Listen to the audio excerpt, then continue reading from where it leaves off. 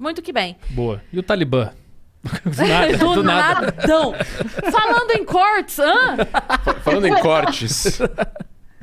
E o Talibã? E o Talibã, que é o negócio que tá acontecendo agora. a gente vai ter que... Não vai ter jeito. ter que a gente falar vai de ter que Talibã, falar né? disso. Vai ficar circulando esse assunto A gente É o esquece elefante que na existe, sala. né? O elefante na sala. O mundo ganhou... O mundo livre perdeu um país que estava male do lado de cá e ganhou um player do lado de lá. Mais ou menos isso, né? Mas eu não entendi ainda por que os Estados Unidos estavam lá. Eles foram pra lá depois... Vamos voltar. Vamos voltar. Em Tudo 1650, tô brincando. Seria incrível. Mas a gente meio que precisa terminar até umas 8h30. Vamos lá. O Afeganistão é um conjunto de tribos e de etnias, né? A primeira coisa que a gente precisa lembrar no Oriente Médio Só um minuto. Se você quiser puxar, você pode, tá? Eu não sei. Ele já me deu bronca hoje. Não, é porque você, não. se Posso isso mexer? aqui te incomodar, Sim, você pode... Sim.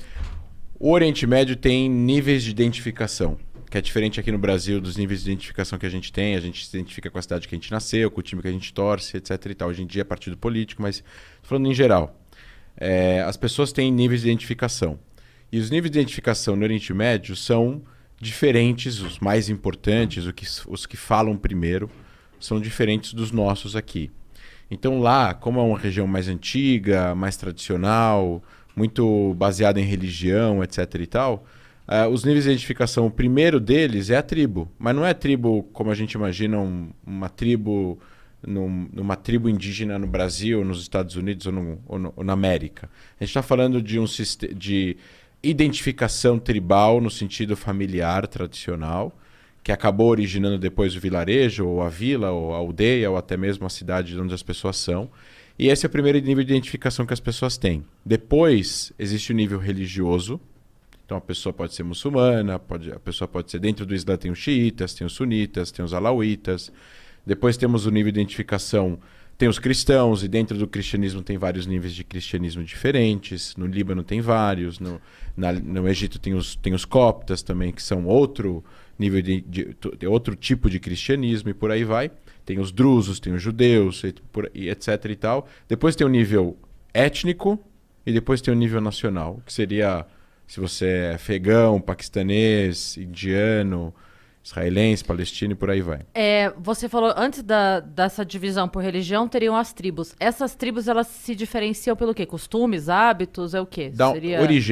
Origem, sobrenome. São grandes famílias, então. São grandes famílias. São 10 mil, 15 mil, 200 mil ligadas. Tá. E aí você tem voltar para trás, realmente, centenas de anos para entender a origem delas. Elas se relacionam entre si? Algumas sim, outras não.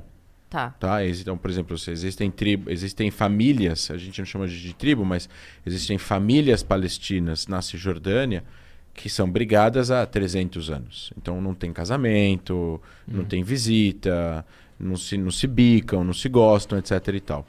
Então, em relação ao Afeganistão, a gente tem um conjunto de tribos. Então, o Afeganistão é um lugar que é estratégico da Ásia Menor. Assim, a gente está falando de um caminho entre Oriente Médio e Ásia, onde você tem 80% de montanhas na região hoje do país considerado Afeganistão, pelas fronteiras geográficas. Lá reinou uma monarquia por 60 anos, um pouco menos de 60 anos, que era uma monarquia que reinava, de uma certa forma, protegendo a tribo do monarca e não protegendo os interesses dos outros. Houve um golpe, eu estou resumindo a história. Dentro desse golpe, a pessoa que tomou o poder era antagônico à União Soviética. Os soviéticos invadiram em 79 o Afeganistão e um monte de tribos começaram a recrutar pessoas muçulmanas, não só do Afeganistão, mas de outros lugares, para lutar contra os soviéticos. Então eles se uniram contra os soviéticos. Tá? Aí eles ganharam. Só que aí que está a primeira questão histórica aqui. Essas tribos, a principal tribo do Afeganistão chama Pashtun. E os Pashtuns, religiosos, mais tradicionais, etc. e tal, eles começaram a recrutar um monte de gente em volta do Afeganistão, falando a gente precisa impedir essa invasão comunista soviética eram vistos como pessoas ateias, que não pecadores, porque o comunismo soviético era antirreligioso e tudo mais, contra a invasão deles em terras islâmicas. Eles consideravam aquilo lá terras islâmicas porque aquilo já tinha sido dominado pelo Islã antes. E eles conseguem, depois de 10 anos de guerra, que a União Soviética bata em retirada. E aí esse é o fim da União Soviética também. Esse é o declínio e o fim da União Soviética, a Guerra do Afeganistão. Então foi um cemitério. Muitos russos morreram e, obviamente, nisso você tem uma participação de outros poderes do mundo. Os Estados Unidos, que financiaram e mantiveram aí um certo treinamento desses combatentes islâmicos, que a gente chama de mujahidins, e eles treinaram essas pessoas. O grande expoente desses combatentes que lutou contra os soviéticos se chama Osama Bin Laden. Por isso que tem aquele papo que os Estados Unidos financiou o Bin Laden. Que é uma forma meio grossa de se falar. É uma forma congelada e errada, na minha opinião, de se enxergar. Porque a história não é estática. A história vai mudando. Então, eles não eram inimigos em 79, em 80, 81. O Bin Laden não ameaçou os Estados Unidos. Então, sim, ele recebeu treinamento. Depois de um tempo, ele ficou... aconteceu alguma coisa com ele mudou a ideologia, se radicalizou... ou partiu para combater um outro superpoder mundial e cometeu o que cometeu, e aí ele se tornou inimigo dos Estados Unidos. Mas é normal você ter inimigos que se tornam amigos e amigos que se tornam inimigos. Tudo Só bem. uma ironia, não é uma conspiração. Não é uma conspiração. Na minha opinião, não é uma conspiração. Assim, o contexto mundial naquela época era essa. Existiu esse apoio americano a essas pessoas lutando contra...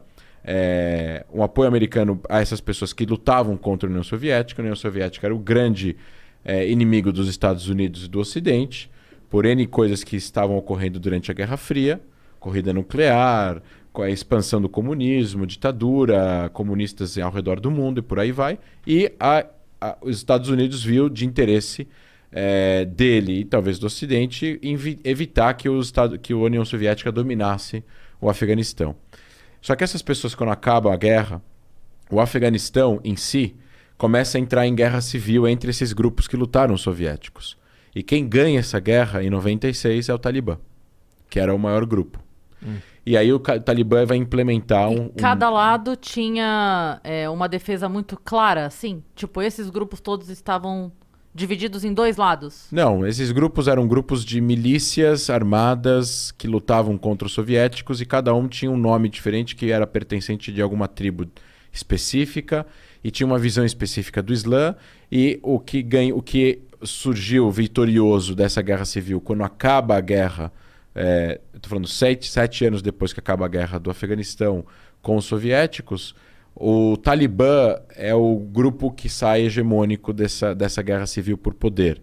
E ele implementa aí o que eles chamavam de Emirados Islâmicos do Afeganistão e comandaram o país durante esses 5 anos, de 96 a 2001. E durante esses 5 anos eles mantiveram a Al-Qaeda operacional dentro do Afeganistão. A Al-Qaeda gozava aí de livre trânsito, treinamento, ajuda governamental. A Al-Qaeda foi fundada em 98 no Sudão, mas os campos de treinamento e toda a questão de logística acontecia dentro do Afeganistão. O Bin Laden estava no Afeganistão escondido quando aconteceu o 11 de setembro. E de lá que ele comandou os atentados. Então, tudo isso aconteceu de lá, sob proteção do Talibã. Então, até o Bin Laden não fazer o que fez com a Al-Qaeda, os Estados Unidos invadiram o Afeganistão e tiraram o Talibã, porque existem, assim como o Talibã, estou falando entre 96 até 11 de setembro, existem vários regimes no mundo que são problemáticos e não por isso os países ocidentais vão e acabam com o regime, apesar de... Por si só, né? Não por si só. Agora, o regime protegeu um grupo que cometeu um atentado terrorista que matou 3 mil pessoas em um dia só nos Estados Unidos e pela Constituição americana, um ataque em solo americano é uma declaração de guerra e aí gera uma série de protocolos que o presidente até não tem nem como evitar não responder militarmente, né? Ele é obrigado a, né? Ele pode não, mas provavelmente ele poderia ser sofrer um impeachment por isso, né? Se ele não respondesse. Então, aí os Estados Unidos vão invadir o Afeganistão, vão acabar com o domínio do Talibã sobre o território e, obviamente, vão perseguir os membros da Al-Qaeda e vão ir atrás do Bin Laden. E esse processo demora 10 anos. Então, 2001 a 2011. Em 2011, termina aí essa história com a morte de Bin Laden no Paquistão, que estava escondido no Paquistão, do lado de uma base militar paquistanesa. Tem até aí toda a teoria